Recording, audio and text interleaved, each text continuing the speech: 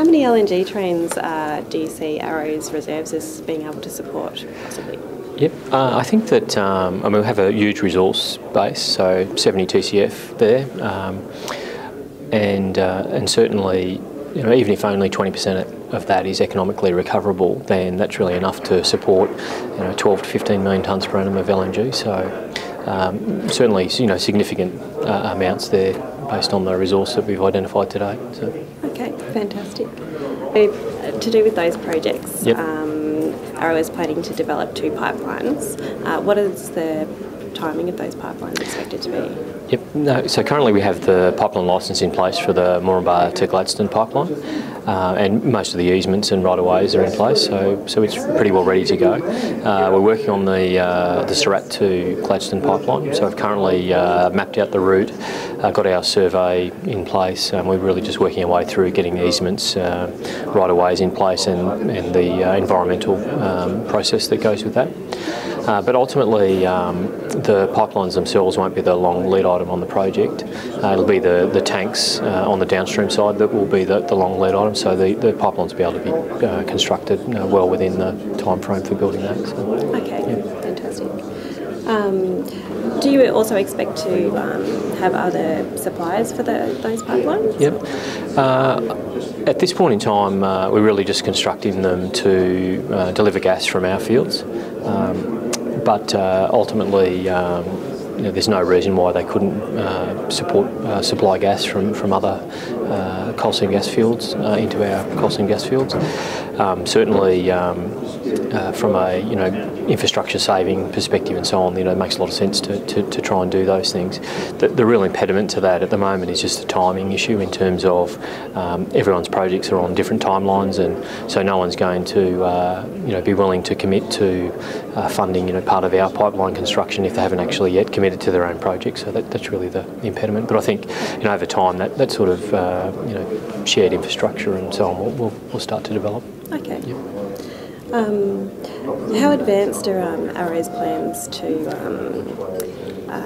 use its sort of excess water produced from the CSG wells? Yep.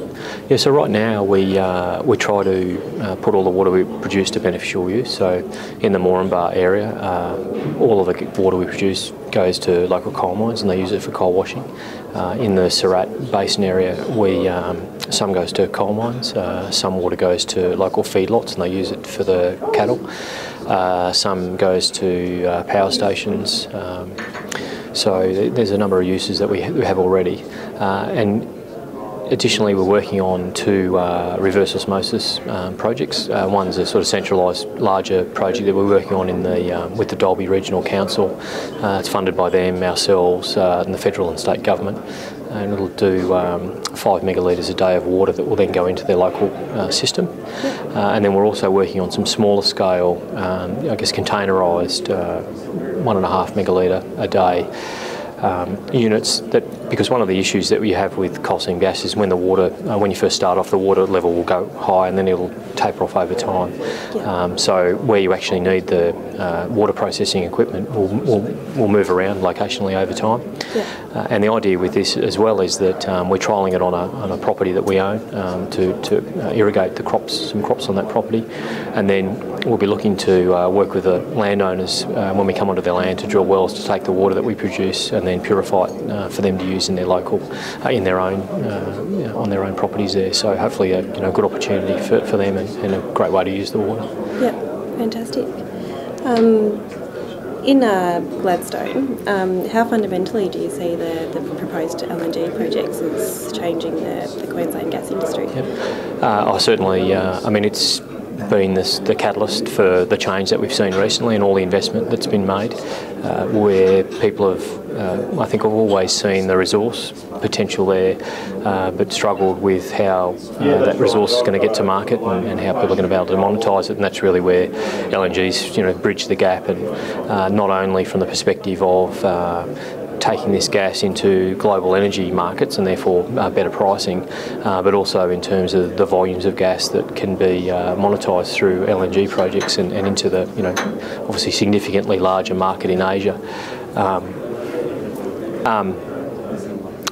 But I think the other thing that's really going to be significant about the LNG projects, the coal seam gas LNG projects, is also, I mean, it's going to be a huge investment into Queensland. A lot of jobs that are going to be created out of it. During the construction phase, obviously there'll be significantly more, but during the operational phase there'll be a number as well. Yeah. But also this will create a huge amount of royalty revenue for the Queensland government as well, and so that obviously will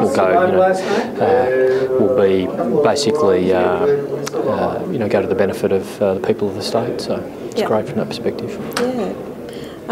How many trains in total do you see as potentially developing in Gladstone? Yeah, I think from a resource perspective and from a ultimate market perspective, that there's enough to do everything that everyone's talking about at the moment. Probably more over time. The issue really is just one of logistics and whether it's logistically feasible to build it all at the same time or not, and that's really the issue.